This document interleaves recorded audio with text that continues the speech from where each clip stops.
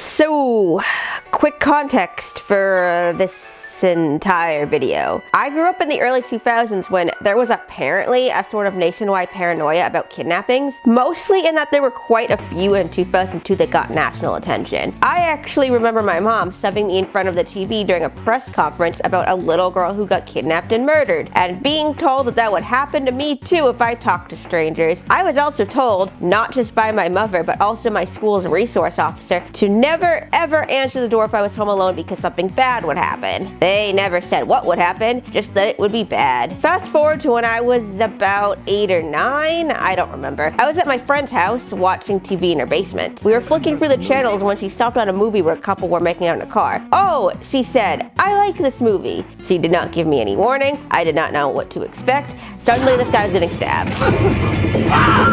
I remember feeling like someone punched me in the stomach because I was a little bitch. For the next 20 minutes, I was rolled up into a ball with my face shoved in my stuffed dog. And then there was a stranger at this girl's door asking if she was home alone. "Is your mom home?" No. She didn't tell you I was coming by. No. I fled. I actually took off and hid in the closet. I could hear the screaming from there, and I was imagining all sorts of terrible things. My friend told me when it was over, and I watched maybe about 5 more minutes before telling my friend's mom I wanted to go home. Yup, 25 minutes. That was all it took. I can't really articulate what about it scared me so bad. I mean, yeah, I was a sheltered child. I had never seen anything like this before, but even so, a lot of the reaction I had seems really extreme in hindsight. And to demonstrate this, here are some pictures taken shortly after this little incident. Jesus, I've had that pillow that long. Anyways, see that fish lamp right there? It lit up the whole room, and I only started using it after I watched Cherry Falls. That was the name of the movie, by the way, Cherry Falls, because I was scared of killers hiding in the dark. And see these wind chimes on my door? I wanted to be able to hear if a murderer was coming in the middle of the night. I used to cover myself with pillows and stuffed animals when I was sleeping to protect myself from the killer's knife. And I remember that one episode of Drake and Josh where they were broken down to the side of the road gave me so much anxiety. Like, logically, I knew this was a kid's show and nothing bad was going to happen. But man, I had such a hard time sitting through it.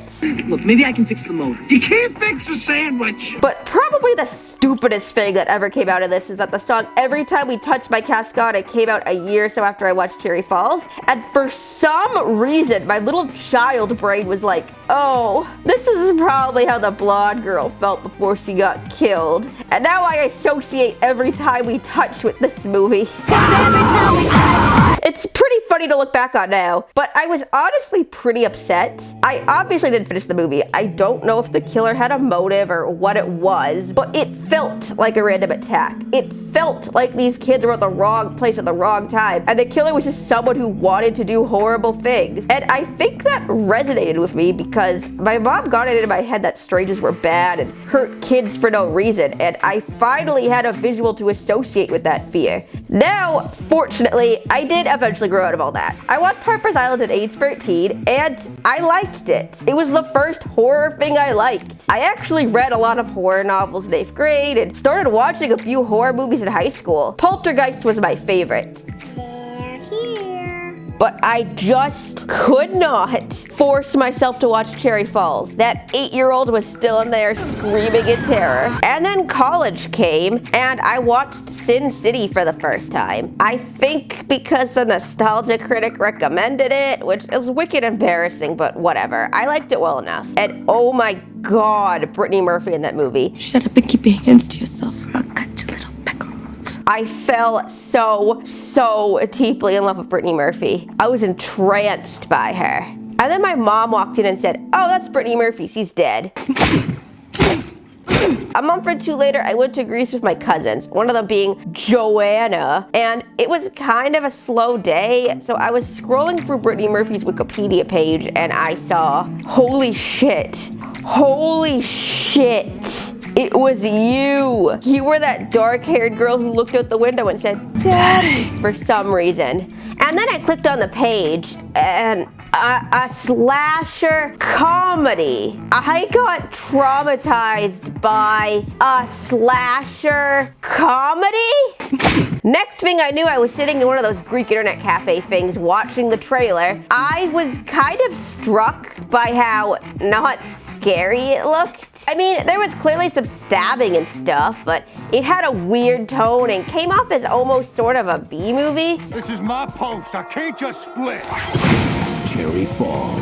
And yet, I did not watch it. I talked myself out of it like, oh, I'd have to buy it, and it doesn't look like a good movie anyways. Why would I want to spend money on it? And then suddenly it was 2019 and I wanted to make a childhood trauma video like YMS, so I googled the movie and I found it on YouTube. Well, shit. I actually watched it at work, believe it or not. I was allowed to watch stuff as long as I got my work done, and I figured it would help to be able to focus on another task if I got too stressed. And I did get stressed. But after I powered past the first two scenes that scared me, I realized I didn't have any baggage left and was able to enjoy the last half of the movie. It was a weird feeling to have finally watched it after all these years. I was pretty much facing my biggest fear head on, and yeah, admittedly there wasn't really much to be afraid of. My initial feeling from the trailer was right.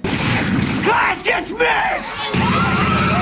It did feel like a weird B movie. You'd think I would have felt some relief over this fact, but it was more of a hollowness if anything. Whatever, I guess. I made the video, but then after I uploaded it, like right after I uploaded it, I was like, oh, no, this video's bad. Like, actually really bad. It was rushed, sloppy. I didn't include stuff that actually did scare the shit out of me, but left in Warrior Cats of all things because there's a character named Cherry Fall in it, and I thought it was funny. I used blurry movie footage from YouTube that I had to crop and stretch because it looked like this. I got all my information secondhand and from just one source, and I call out multiple sites for apparently incorrectly labeling the movie as an hour and a half, even though every place with information on it listed as being over an hour and a half. It's not. Using the illegal YouTube version as my source. And now that I'm the proud owner of the Blu-ray, with its disc that makes it look like a romance in this absolutely perfect frame right here, I can confirm that I was completely full of shit.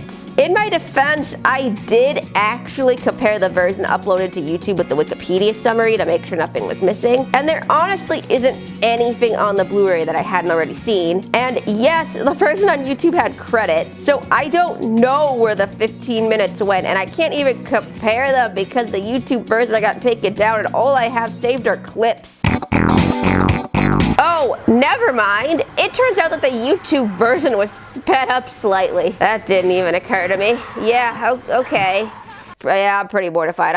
I apologize. There was a lot cut from the original video too. I go through this thing when I make videos where I get kind of embarrassed if they turn out longer than I was expecting, and I end up hacking away at them. Bunch of jokes got cut, and a lot of personal stuff did too, which was funny because the entire point of a childhood trauma video is to talk about your feelings. But don't worry, I'm putting it all in this video. Get excited for that. But also, there's a lot of interesting shit that I didn't even touch on, and honestly, I haven't been able to stop thinking about it. Every free second I have, my mind immediately goes back to it, and oh my god, I am so sick of it. I went from being unreasonably afraid of the thing to being goddamn obsessed with it, and I want it to end. So that's why I'm making this video. I'm going to throw out every thought I have on this godforsaken movie, and hopefully, I will finally be able to move on with my life. So, if you managed to get this far into the video, thank you. The actual content is about to begin. I think before I start any kind of discussion though, I need to give you a summary of the movie's plot, because I have literally never met another person who's ever heard of this movie.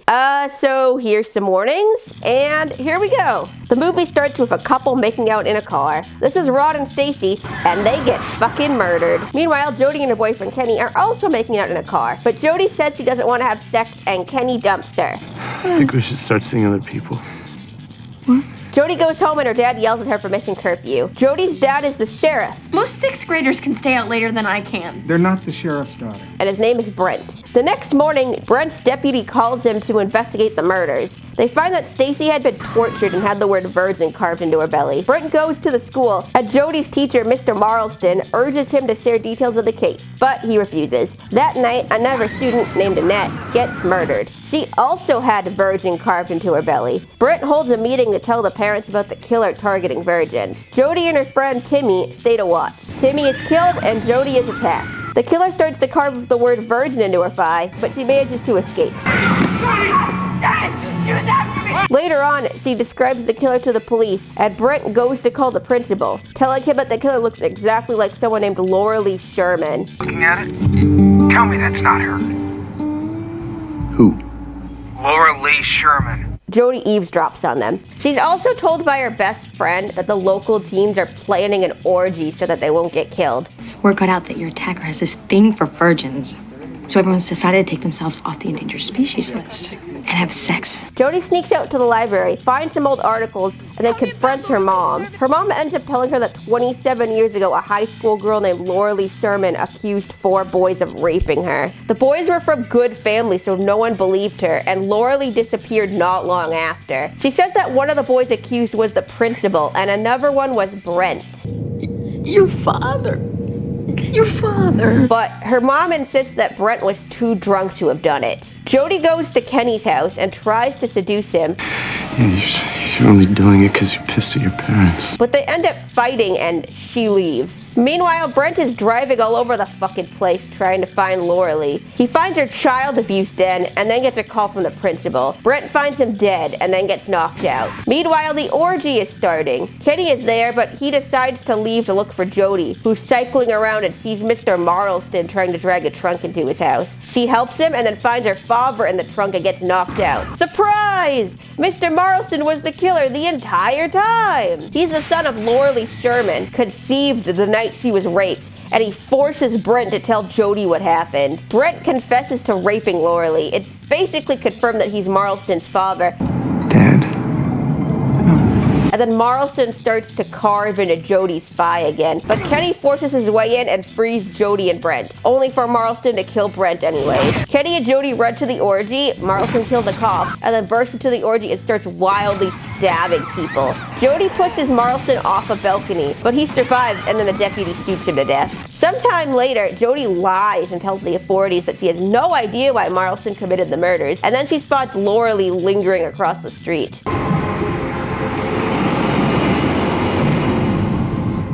Then the waterfalls at the edge of town turn red. The end. So, alright, if you're familiar with slasher movies at all, you probably noticed the subversion happening here. It's pretty rare in the horror genre to see the virgin characters get killed. Oh my god, Randy, I thought you were dead. I probably should be. I never thought I'd be so happy to be a virgin. More often than not, the virgins make it to the end, and it's the dirty little sex demons who get murdered. And when the movie starts off, it almost looks like it's going down that road. There's a couple in a car, it's getting steamy, and someone's in the shadows watching them. And then this happens. I said stop!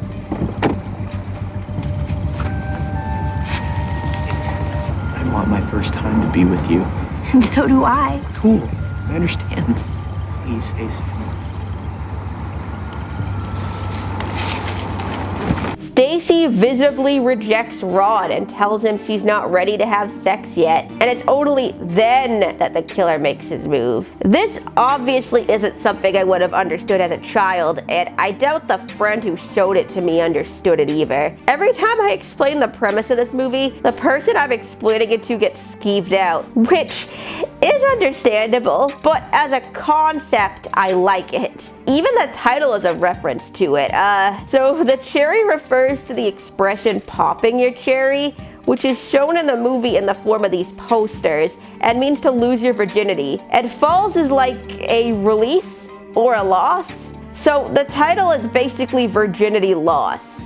Now, as far as tropes go, the sex leads to death one isn't looked on particularly favorably, with one of the big reasons being that it's essentially punishing girls, and guys too, for being sexually active. If they weren't having sex, they wouldn't have died.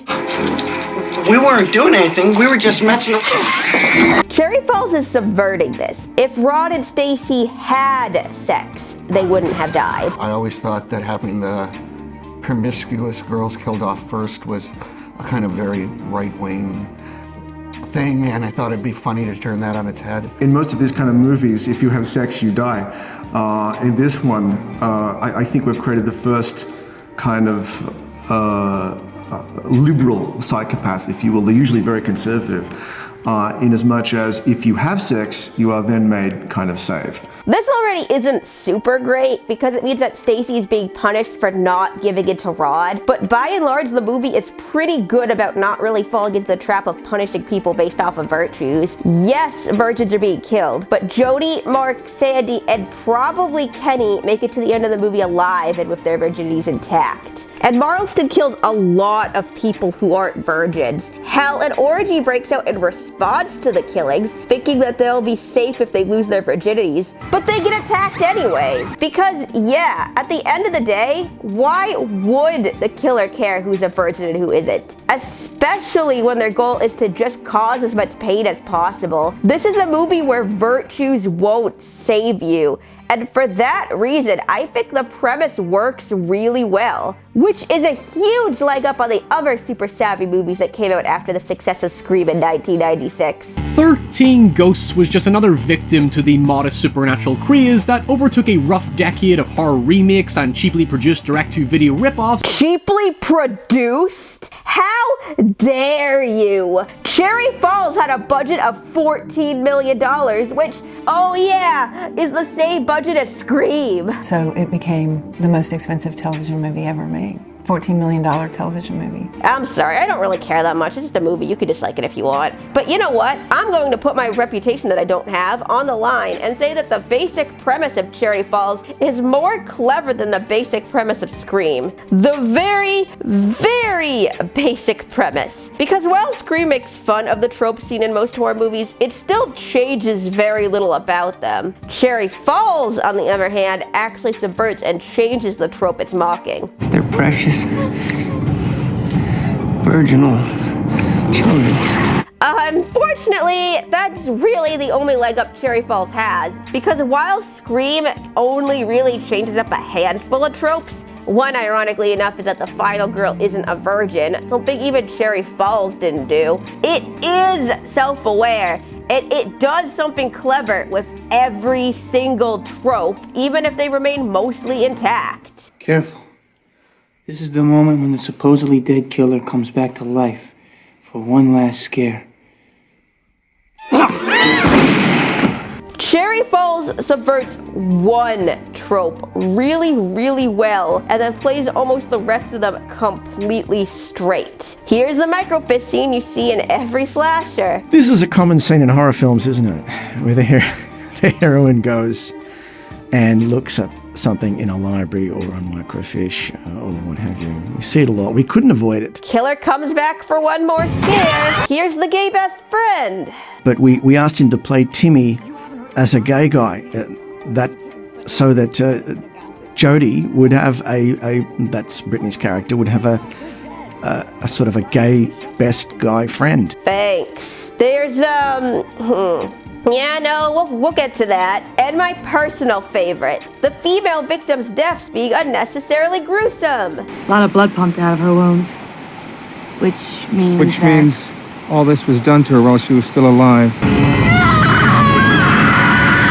This isn't to say that the male victims don't suffer. I mean, Rod is lying on the ground covered in stab wounds, crying out for his girlfriend for quite a while.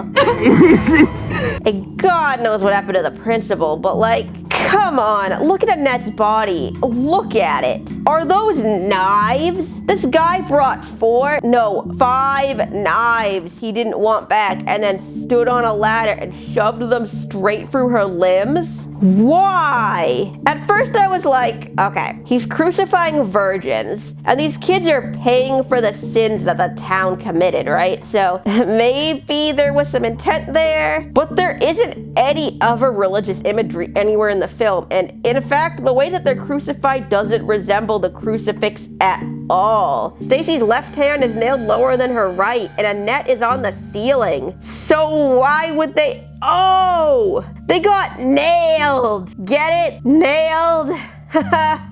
I got that from the original script. But no, seriously, only the female victims get crucified. Even the secretary. In the 1999 script that comes with the Blu-ray, the secretary got nailed to the principal.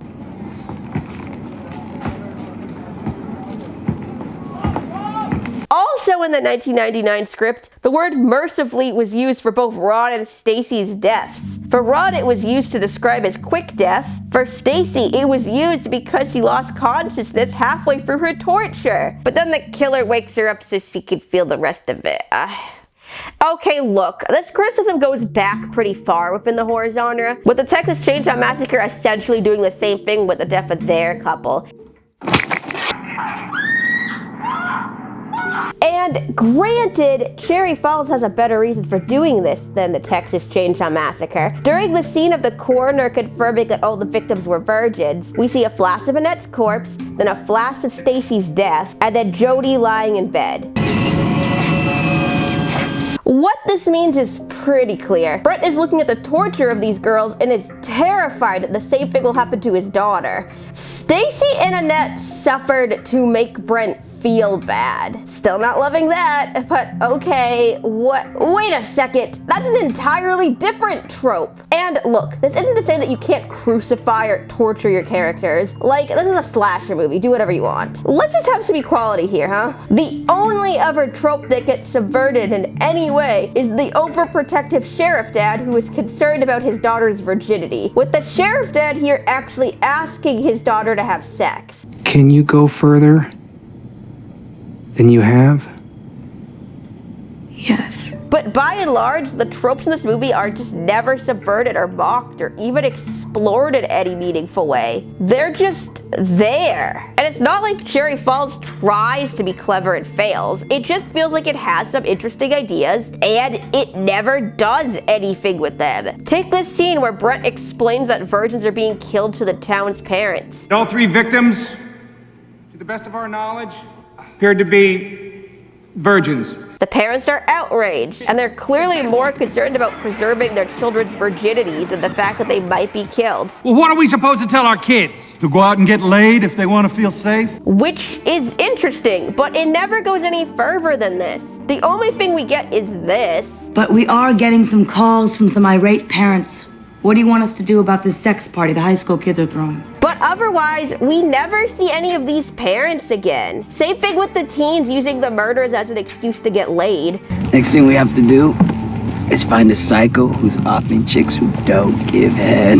Or the students treating Jody like a celebrity after she escapes the killer. There are ideas for satire here, but they're never explored in any kind of depth or used in any interesting way. That being said though, this is a movie that is very aware of its own absurdity, and that's something I will always appreciate. The two times I laughed while rewatching it were this and the hand on Mark's head, and some of the lines in this movie, oh my god. She thinks Fellatio is a character in Shakespeare. Holy Hymen's Batman, they're killing virgins. What about clitoral or vaginal orgasm? Hurricane hormone has hit the whole entire school. We're gonna have a goddamn fuck fest on our hands. Hymen Holocaust here. Also, the movie takes place in Virginia, which is an obvious joke, but one that I was pretty happy to see. Most of the movie has a lighthearted tone. For some reason, I remember the classroom scene as being extremely sad and dramatic, but nope. Once, in the 8th grade, I had a fight with Ron, and I told him to fuck off and die.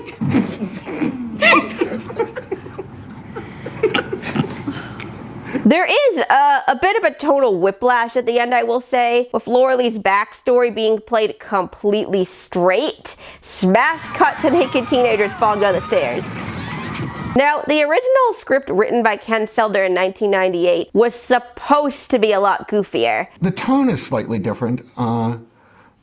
Jeffrey had a slightly darker kind of vision of the film. than when I wrote it that was intended. There was no traumatic rape flashback at all, but instead a scene of a dog humping the killer's leg. Not exactly comedic gold or anything, but at least it was consistent. Instead of the tone being lighthearted, dark as shit, lighthearted, it was just lighthearted the entire way. The reason this ultimately got changed was when director Jeffrey Wright signed on for the project. He had a pretty different idea of what he wanted, envisioning a much darker and artistic movie. I distinctly remember him feeling that he wanted the tone of this to be like Vertigo. He wanted to shoot it like Vertigo and just make a really beautiful art house horror film. For the most part, things weren't changed around too much. The order of events are largely intact, but the tone shift is a bit jarring, and I do feel like a few of the other changes were made for the worse. So one pretty big question you'd probably have while watching Cherry Falls is how exactly the killer would know who's a virgin and who isn't. It's not like he's bullshitting either. The movie goes out of its way to say he picked his victims correctly. It would appear that your killer has been quite accurate in the application of his signature. Now, my best guess was that, well, he's a teacher. He would hear gossip. I heard that you broke up with Kenny. What does that have to do with it? And it turns out I was kind of right. We needed this scene of Clementine Ford about to beat up on a guy student because it wasn't in the original script, but I asked Ken to put it in because we needed to see how the killer would discover who was a virgin and who wasn't. I mean, See, this gives me a bit of a pause right here because this scene was in the 1998 script. Shit sucking blood! Kill you! Shit! It's better than a cocksucking liar. As far as my research has gone, the script is legit, but that's still a red flag to me, so I cut out most of the analysis I did of the 1998 script. My apologies. But look, even if this script is fake, the way that the scene plays out here makes way more sense. Marlston is the one who separates Annette from her boyfriend and then tells her that they can talk about it later. In the movie, this line's given to the principal. Find everyone about me! Tell me about it in the office. Why? Maybe him talking to Annette's boyfriend there is supposed to be him getting all that sweet, sweet gossip, which, alright. But then how would he know that Annette's parents were going out that night? The 1998 script also straight up says that Marlston is the cool teacher that all the kids like to talk about their problems with, and he's even interviewed by the cops to figure out if Ron and Stacy really were virgins. In the movie, this is replaced with Marlston urging Brett to tell the students all the details of the murder. Is there a suspect yet, Sheriff? No. Well, is there any other information you can give us? I'm not at liberty to discuss the case any further.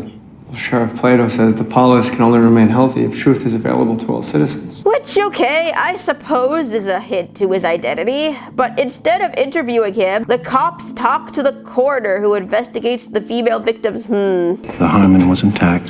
We found no evidence of semen on the clothes, skin, hair, mouth, or the anus. So I guess my question here is, assuming that the 1998 script is legit, why did they take this scene out? Did they think that a coroner confirming the girls' virginities was more realistic? Because it's not. And even if it was, it actively takes away from the reveal by removing this scene. And look, now Marlston and Jody are all alone in the school, all alone. No adults, no cops. Now they're walking through the dark halls together, alone. And then he leaves Jody and waits for the school to be full of parents and cops before he tries to kill her. This isn't a split personality thing. He doesn't become Loreley when he puts on the wig. He happily knocks Jody out later in the movie when he isn't in disguise. The way Marlston ends up kidnapping Jody at the end of the movie is pretty bullshit too. She just shows up at his door, all by herself. He didn't lure her there or anything. Hi, Mr. Marlston. Oh, jeez, Jody, you scared me. Hi. Maybe he wasn't actually planning on kidnapping her. Maybe he just got lucky. But man, did he get lucky. And none of this was in the 1998 script, so yeah, one can make the argument that Jeffrey Wright's vision made the movie worse. I'm not really sure I want to make that argument though, because like, even if the chase scene in the school doesn't make any logical sense, it's still one of my favorite scenes. The killer hisses the word virgin, and then Jody takes him out with a shark. And then I can't get mad at the reveal scenes either because of the acting. Some of Jay Moore's facial expressions, oh my god.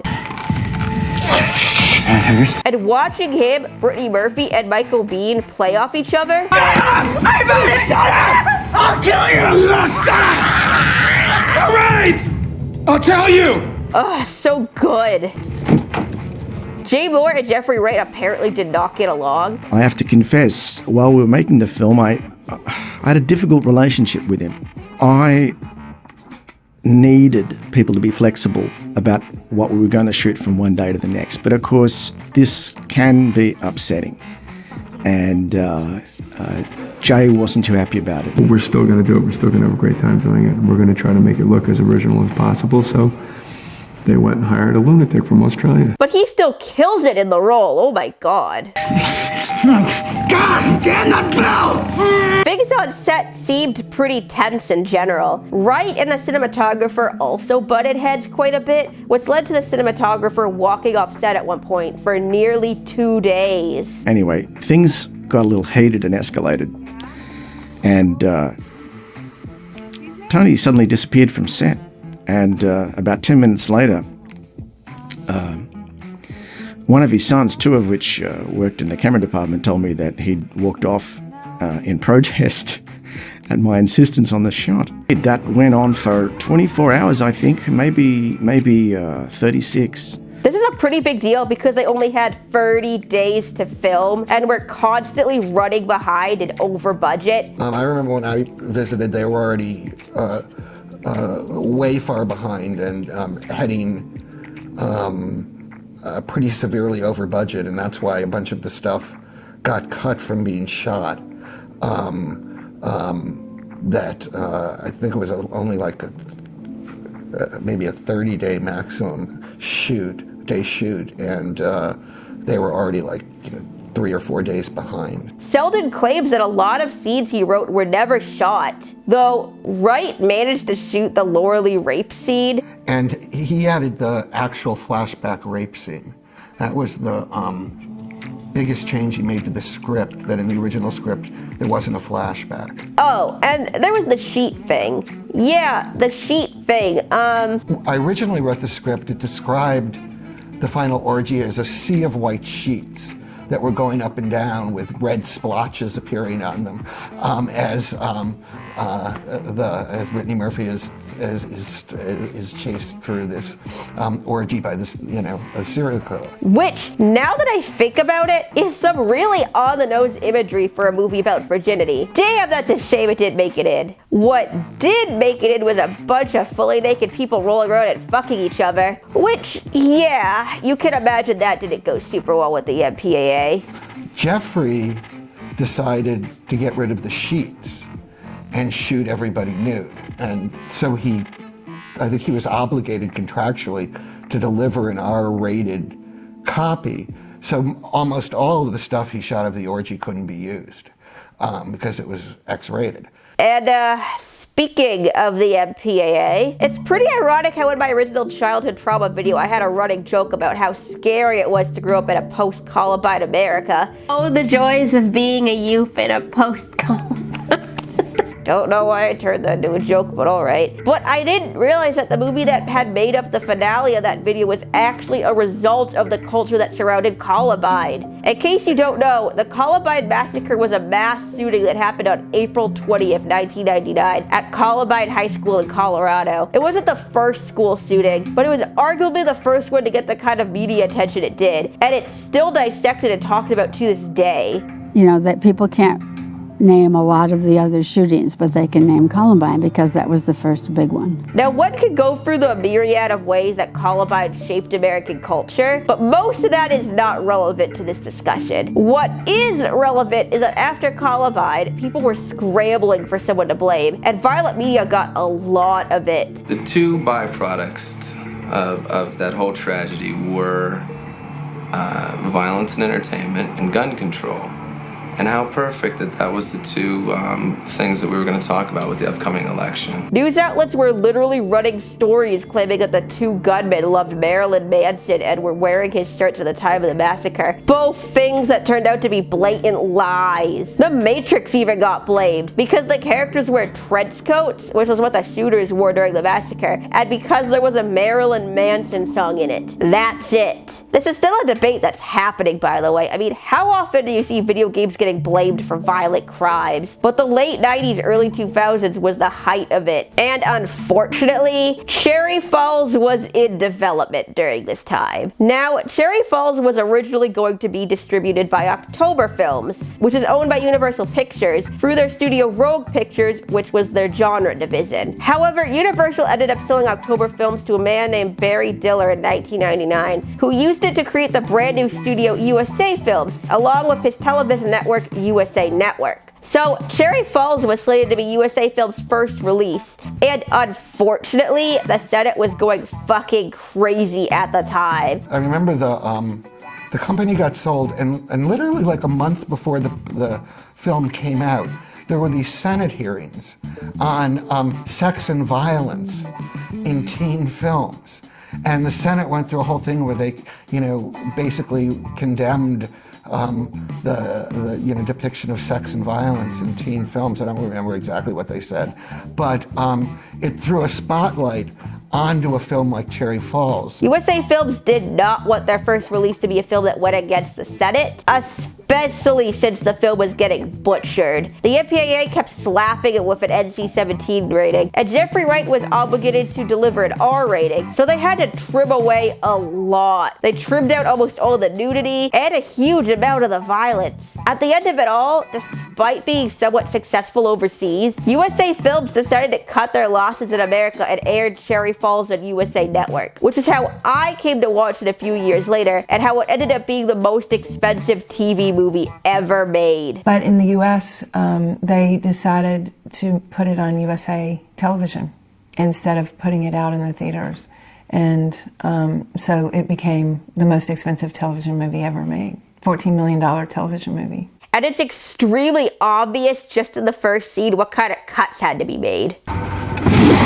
Wow, look at all this graphic on-screen violence. And look at this part. I actually thought the playback was lagging, but no, I think it's just like this. Is it a coincidence that at this point in the 1999 script, Stacy loses 3 fingers, and then it cuts away before the killer does anything to her? And yeah, cutting away might have been a purposeful way to create suspense in the audience, like create a sense of horror when we finally get to see her body and are forced to imagine what the killer did. However, if that was their intent, it is kind of weird that we would see a random flash of what happened. This, to me, screamed that they actually did film Stacy's death scene. They were just forced to cut it out. And I kind of assumed that it was because the whole, nailed a teenager to a tree thing. And both the first draft written in 1998, as well as the 1999 version that came with the Blu-ray, support this, since both feature scenes of Stacy getting nailed to a tree. However, I don't think that's what this flash is showing. Right, so you know how I said in the synopsis that Stacy was found with the word virgin carved into her belly? Funny story. We never actually see that. And the characters don't even discuss it until the scene at the morgue. It's actually very strange. You can see what I think is the letter N when she's being zipped up in the body bag, but before that the frame stays focused around her shoulders and never goes any lower unless we're too far away to make anything out. And then it flashes to her getting murdered, and yeah, again, it's really awkwardly focused upwards. It almost looks like she's looking down before she starts screaming, not to mention the fact that her hand has already been nailed to the tree at this point, leads me to believe that Marlston was carving into her belly. If you want the exact point in the script too, here it is. See also Annette's corpse, which might be hard because we only get to see it in quick flashes. It goes by so quickly that later in the movie when it flashes again,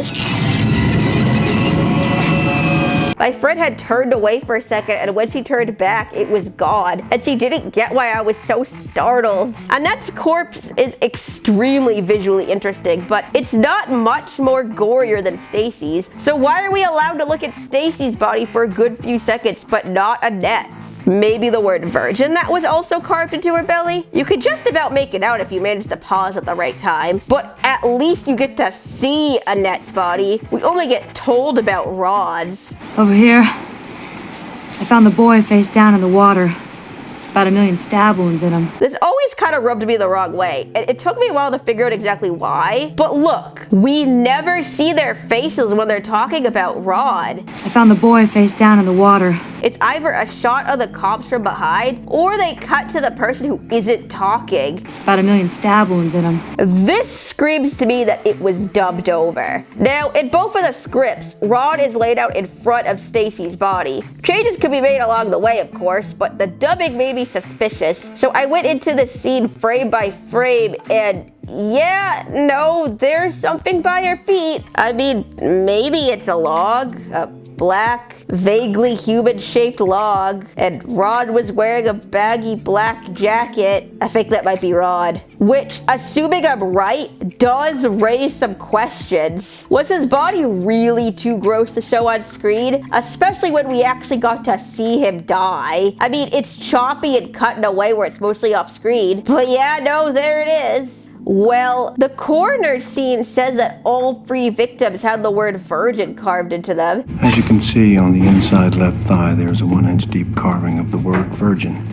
The wound we found on all 3 victims. So Rod would have had it too. This does differ from the 99 script where it was just the letter V carved into his forehead. But either way, we know something got carved into him. If it was the V in his forehead, that would have affected every close-up shot of Rod, and they wouldn't have been able to crop it out like they did for Stacy. What's wild though is that we do get to see the carvings in the principal's forehead, which makes me think that maybe the problem was that the carvings were in teenagers, which, first off, none of them were actually minors, but in the movie's universe, they're like 16, whatever. But if that's the case, why is it that when we get to the coroner scene, he says that Annette had the word virgin carved into her thigh?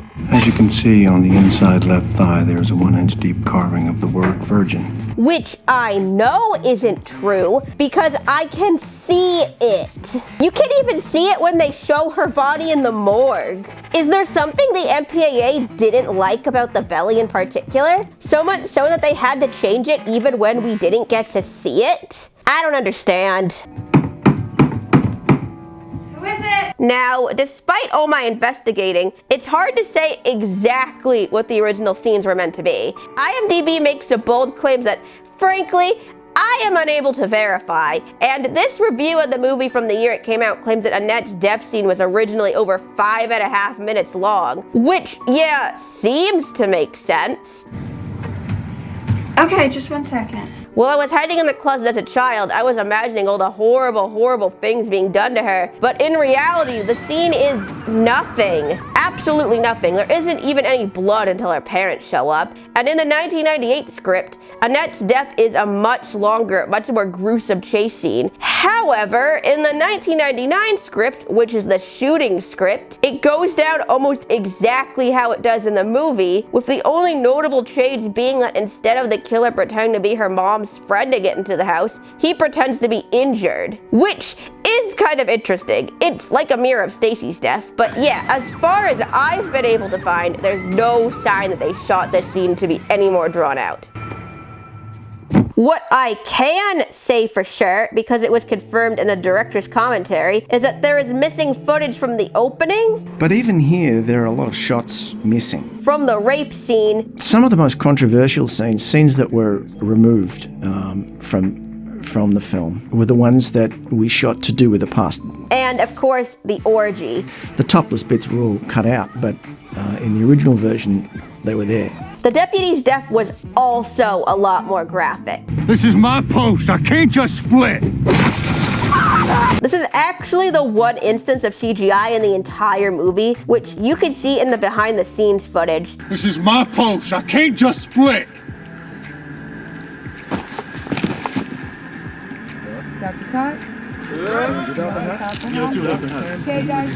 We were originally supposed to see his entire head get split in half. But again, that one's been cut. The original cut, that split it just cleaves his head in half. Marlston's death too. We were supposed to actually see him get skewered. You can tell that in the original cut, you would have seen Jay go right through that stake. And, you know, some part of me is relieved that this all happened. Like, I was already terrified enough at the idea of a teenager getting nailed to a tree as a kid, to the point that when I was waiting for my friend's mom to drive me home, I noticed that she had a magnet that said raising teenagers is like nailing children to a tree. And it made me very upset. I can't even imagine how I would have been if I actually saw it happen. Hell, just reading the two scripts were enough to make my skin crawl. Although that had more to do with phrases like soft, ripe stomach and beautifully arched foot being used during the torture scenes. Ugh. But yeah, no, every other part of me thinks this sucks. All this work and stress got put into something that had to get butchered. Jeffrey Wright maintains that the footage isn't gone. It's just tucked away somewhere. They just don't know where. But I believe that studios and production companies never really lose anything. It's misplaced. But it is out there. So, I don't know, maybe in another 15 years we can show you the hardcore version. I'd honestly buy a director's cut if they ever find the footage, but I don't have a lot of hope of it ever happening, and that's really, really unfortunate. Everyone involved clearly worked their asses off. I like all the actors. I was pretty amused that I recognized the two female victims whose deaths scared me as a kid. Annette is played by Clementine Ford, who was on one of the soaps I used to watch with my mom, and Stacy is played by Brie Blair, who also played Stacy in the Babysitters Club. I like to imagine they're the same character. But yeah, I think they all did a good job, especially considering how rushed the shoot was. Some scenes had to be done in one take. Yes, I remember when we shot this. This was hard. We didn't have much time as usual. So we used just about take one of everything. The fact that the performances are as good as they are is extremely impressive. I also think the story is really good. There's actually a lot going on you might not notice on a first viewing. Light in the way that some of these slasher films can be in terms of having nothing else to say except the superficial violence. Well, we were, I think, saying quite a bit more, but it was all subtext. And fortunately for you, I've watched this 15 times now. So I was pretty much expecting that I am the only person alive who actually cares about this movie in any sense. But to my utter delight, I found a book. Like an actual published book with an entire section dedicated to analyzing Cherry Falls. It's called Transgender on Screen by John Phillips. Unfortunately, I'm not going to be using it much in my analysis. John Phillips clearly holds Sigmund Freud up to a high regard, and I don't. I mean, yeah, there's some weird chemistry between Jodie and her dad. Take 5, champ. Okay. But that's what, 2 seconds of the entire movie? Regardless, I do want to talk about this book because I spent money on it. There are definitely cool parts, like the part where Phillips makes the case that the killer is a vampire? Well, a metaphorical vampire, which at first I was like, what? But then I watched the movie again and I was like, oh. So earlier in the section, Philip explains his theory that blood, and as a result, the color red, are indicative of both sexuality and danger, and how the two are linked. He points out specific scenes, such as Jody trying to seduce her boyfriend by having him bite down aggressively on her red toenails, and the killer's red fingernails being one of the most visual things about him for the first half of the movie. Now, I am thrilled that someone else is obsessed with these fingernails as much as I am. The red fingernails tapping against the car and patiently waiting for Annette's parents to leave so they can go in and do some murdering was definitely the visual that stuck with me the most as a kid. And originally, I ran with this, coming up with my own theories, building on how Jody and Marlston are connected and what else the red can mean for their characters. But then I noticed that Timmy also had red nails, and I was like, oh, it doesn't mean anything. Yeah, okay, I'll give it the benefit of the doubt. I mean, red linking sexuality and death, I suppose, makes sense. Timmy is killed, but, well, the reason he's killed is because he hasn't had sex. That's the whole premise of the movie, right? That the people who aren't having sex are getting killed? Also, not to call out John Phillips here, but he cites the fact that Jody wears a lot of red as evidence that red is symbolic in this movie, and where? What? This jacket she wears for like 2 minutes of runtime? Jody does wear a lot of one color, but it's not red, it's black. And you know who else wears black? The killer. They're also both the children of the people involved in the assault 27 years ago, and also probably siblings. There is a connection to be made here. I just don't think red is the thing that connects them. But to Mr. Phillips' credit, all this talk about the color red did get me thinking, in particular about the waterfalls. So the very first shot of the movie are some idyllic, peaceful shots of the town, followed by the falls that the town is named for, and the very last shot are those same falls turning red.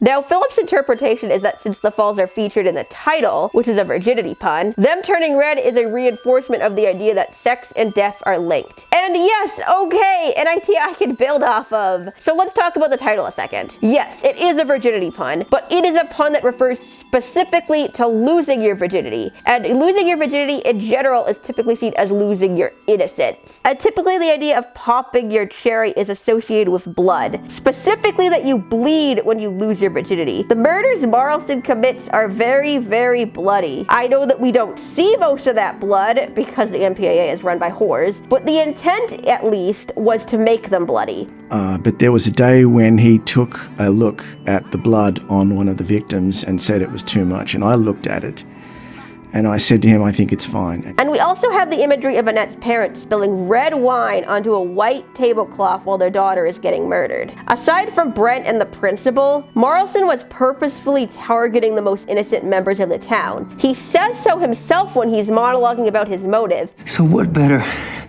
to deprive them of the only innocence they have left? Their precious, virginal children. He wants to take the town's innocence. And if the idea of innocence and virginity are linked, well, I'll just let the 1998 script speak for me here. Yeah. Now, of course, he isn't literally raping anyone. Granted, licking or kissing Stacy's face isn't exactly an okay thing to do, but the movie makes it very, very clear that he didn't go any further. No abrasions or contusions in the pubic region. In fact, no evidence of sexual penetration of any kind. After Jody finds out that her father is a rapist, she goes over to Kenny's house, and Kenny brings up the idea of a spiritual virginity. You lose your spiritual virginity when you realize that your parents are even bigger hypocrites than your friends are. This introduces the idea that virginity isn't something that is purely physical, it's also emotional. It is the act of losing something, not just your innocence, but also a sense of security, a sense of the way things are. Jody grew up thinking that her father was a good, perfect guy. It is shattered by the realization that he is actually a rapist. I guess in this context, it means her dad raped her, which perhaps that's an explanation for the weird chemistry between them. Ugh, this is a really awkward thing to talk about, okay. Marlston brings up a similar sentiment when he is monologuing about his motivations. It's a stinking hypocritical world, isn't it, Brent? Where rapists become the pillars of the community. It's terrible that the people in positions of power, the people we should be able to trust more than anyone else, are monsters. And there is some irony to this statement, because Marlston became a pillar of the community. He became a teacher, putting himself in a position of power over the town's most vulnerable members. The kids should have been able to trust their teacher to put their interest and well-being first, but he not only betrayed that trust, but exploited it, using his position over the students to learn their secrets and use them against them. Jody even says when she shows up at Marlston's door, You know, you're just about the only person that I trust these days. Only for him to lock her in his basement and torture her. Well, I think one of the things I kept telling Brittany in regards to her character was that there's probably a time in which she thinks there's kind of a conspiracy of men. She has a hard time with Kenny, her boyfriend, Brent, her father, and other males in the story. The only man she can seem to trust is Leonard. We see this betrayal when Jody confronts him for the last time, with her flashing back to the man she thought she knew, and then all the ways he went on to hurt her. Marlston became a rapist himself, perhaps not physically, but spiritually. The security the town thought it had, the trust it had in the people who took care of their children, gone. The town's innocence has been taken away, and the waterfalls, the ones that the town is named after, turn blood red. Now, I'd be remiss if I didn't bring up the elephant in the room here. Wait, so a man dressing up as a woman is presented within the text as being a rapist? And yeah, some parts of this movie didn't age super well. The killer in Cherry Falls is a man who dresses like a woman in order to prey on children. Innocent children in particular. They're precious, virginal children. And unfortunately, that slots nicely into a popular stereotype. Now, the movie never refers to Marlston as trans. He does not identify as a woman. Marlston's just dressing like his mother in order to get revenge on her behalf. It's basically the same twist that Psycho had.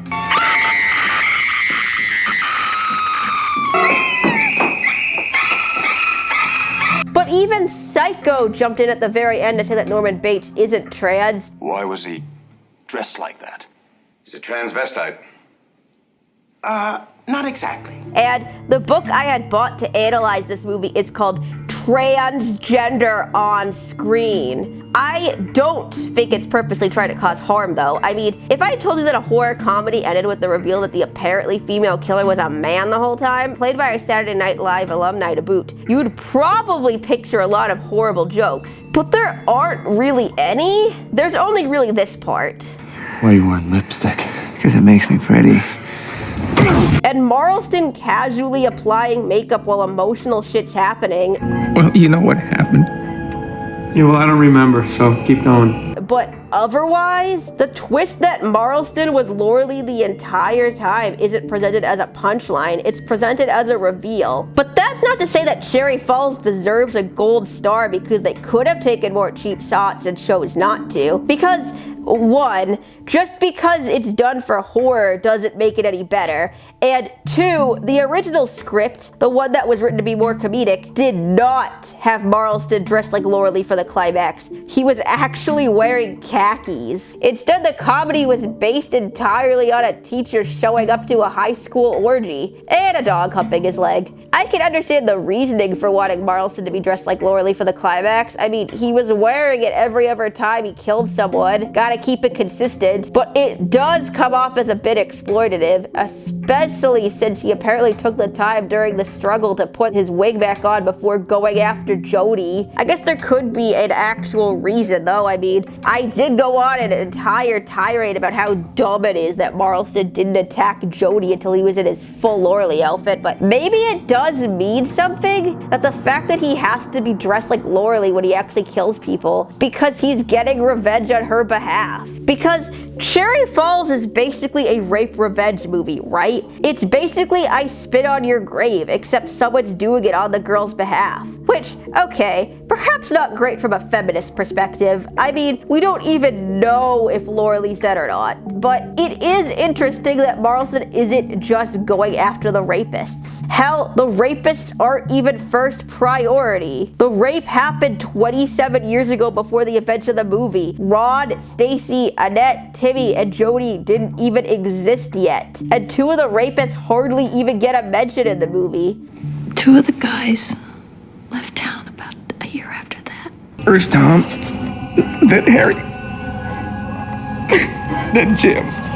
So why are a bunch of random teenagers a higher priority than the actual people who raped his mom? Well, as mentioned earlier, it isn't really the rapist Marlston blames, it's the town. It was the town that didn't believe Laura Lee, it was the town that protected her rapists. We see this when Jody's mother is explaining the town's history. She underplays the whole thing, starts to blame Laura Lee. And she was just this loner that nobody cared for, and she just thought she was smarter than everybody. And even implies that she was lying about it actually being rape. Besides, what are you going to tell the police that a drunken girl had sex with 3 drunken boys? The mother is speaking for the town here. I've never heard of her, and I've lived here all my life, except those 2 years at Berkeley. This is what the general attitude towards the assault was. Unfortunately, this attitude is heavily reflected in the real world. But probably the most important thing she says here is this. Honey, he didn't participate. He was sick. He was falling down drunk. Marlston mocks this idea later. Tell us a story. Tell us about what happened 27 years ago. When you were very drunk. And then after forcing Brent to tell what happened the night Laura Lee was raped, Brent says, But I knew what I was doing. God help me, I knew what I was doing. This 20-year-old movie has a character say out loud that he knew what he was doing when he was drunkenly raping a girl. That's insane. That's a concept that we as a society are still trying to wrap our heads around. And here's Cherry Falls in the year 2000 just outright stating it. There's also an extremely dark little detail, which I didn't pick up on until I read the 1999 script. Jody's mom, while in the process of downplaying the entire incident, says that Laura Lee was drunk too. What are you going to tell the police that a drunken girl had sex with 3 drunken boys? Hearing that, you might think that the assault happened at a party, but no. The 4 drunk guys happen upon her while she's having car trouble. Then we saw a car broke down on this side of the road. It was Laura Lee. So why was she drunk then? Because they forced her to drink. They poured booze down her throat. The 1999 script just comes out and says that they did this to cover up their crime. And while that line didn't make it into the movie, the intent, I think, is still there. So not only did they know what they were doing, but they had the foresight to cover it up. Did you know that she was in love with you, Brett? Oh, yeah. Love letters, poems, songs, all things she wrote before you raped her. Marlston is sort of a Killmonger-like character. He is the result of a culture or environment that screwed him over in every conceivable way, and he has come back to either change or get revenge on that environment. He is the villain, but his motive is sympathetic and he is shown to be ultimately right. He just went about it in the worst way possible. However, unlike Killmonger, Marlston doesn't end up making a lasting impact. The town has been irreversibly changed by this experience, yes, but they didn't learn anything from it. The movie ends with Jody, who comes from a good family, continuing to cover up the rape her father committed. And you can think of no reason why Leonard Marlston committed these murders? No. Ensuring that he will remain a pillar of the community, and Marlston, a loner that nobody cared for, who interrupted the status quo for no reason. And her mother and the deputy are supporting her all the while. Then she walks outside and sees Laura Lee Sherman lingering across the street.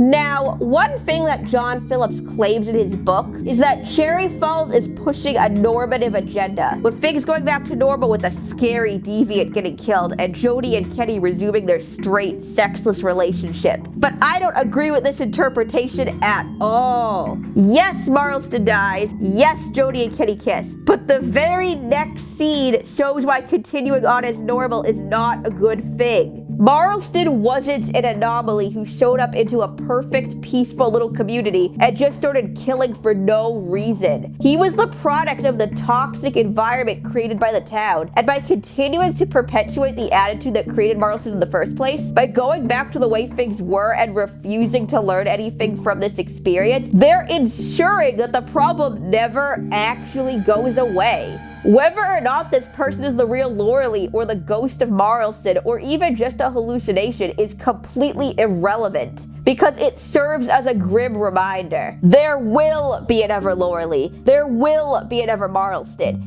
And all because Jodie refused to take the steps to keep this from happening again. Or it's just a sequel tease that didn't work out because I'm the only one that remembers this movie. Now, back when I made my original video, I finished it off by saying how I wasn't scared by the movie anymore. It just made me sad. Yeah, I conquered my fear. I can go out into the woods at night again, but now I frequent Brittany Murphy conspiracy boards. Yes, those were real tears. Don't ask how I managed that. So I've had a year to marinate in all this, and honestly, I just kept going back to that opening scene, the one that scarred me for life so many years ago, and I actually remembered it completely wrong. The way I remembered it, Rod got stabbed, but then disappeared. And then Stacy, like an idiot, got out of the car to find him. And then she opened the trunk and found Rod, only for the killer to jump her. And then it cut to a wide shot of the woods and we hear screaming. I spent 15 years being bothered by why she didn't just lock herself in the car. But when I rewatched it for the first time, I was shocked that she actually did, only for Rod to start calling to her. And that's why she opened the door. She was tortured to death because she couldn't bear to listen to her boyfriend suffer. And God, that really hit me for some reason. It made me think about the way I approach horror, and I realized, wow, actually all slasher movies make me kind of sad. Is that weird? It doesn't matter how cliche or shitty or cartoonish the characters are. Whenever I watch a slasher movie, all I can think is, oh no, their parents are gonna get a call tomorrow. They're gonna have to bury their child. I looked back at all the horror I've enjoyed and the scenes in them that worked with me the most, and I realized almost all of them are sad as shit. So I learned something about myself during this whole process. That's cool. Doesn't make me any less sad, but okay. And you know, I hated this movie up until a year ago. I hated it for scaring me so bad. But you know what? I'm glad it was this movie that did that. Not just because if it was Scream or Halloween, I would have been way more fucked up, but because I doubt I would have ever watched this if I wasn't trying to get over some stupid trite phobia. And I never would have discovered this really weird, really interesting movie. I hope someday the lost footage will be found so we can finally see it the way it was intended. And even if it's not, one of the producers does point out that Blumhouse could probably make Cherry Falls today for $5 million. I can't help but think that if it were a script today, that Blumhouse would say, of course we'll make this for $5 million. Yeah, no, she's absolutely right. And they wouldn't have to cut out any of the violent parts either. But I don't really think I want a remake. I mean, for one, I'm not sure that the twist would really be accepted today. They could always just make him a regular slasher villain with a mask, but I kinda appreciate when a slasher villain doesn't have a mask. It doesn't happen very often. Maybe they could make Marlston into a woman, like a woman dressing like a woman. Would that be okay? Or, hear me out, this weird secretary lady who stares at the principal a beat too long? I literally have no idea. But also, we only have so many Brittany Murphy movies. I don't want this one to be replaced. It's so different from any of the other movies, in my opinion, of its genre, that have floated in front of my face in the past couple of years.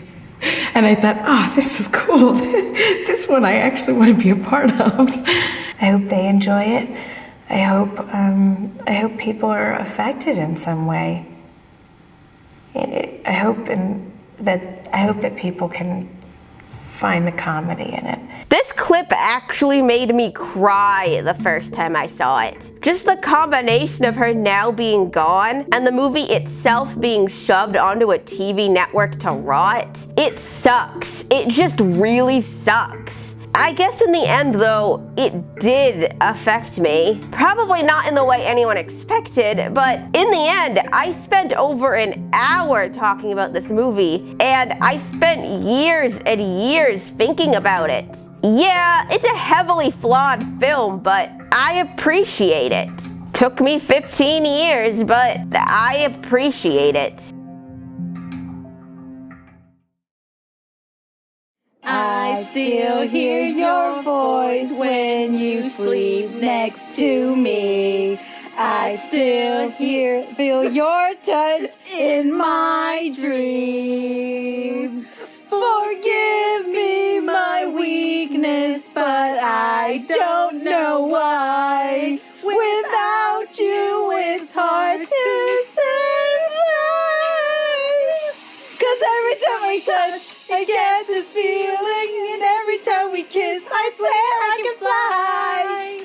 Let my heart beat fast, I want this to last. Need you by my side, 'cause every time we touch, I feel the static, and every time we kiss, I reach for the sky. Can't you hear my heart beat so? I can't let you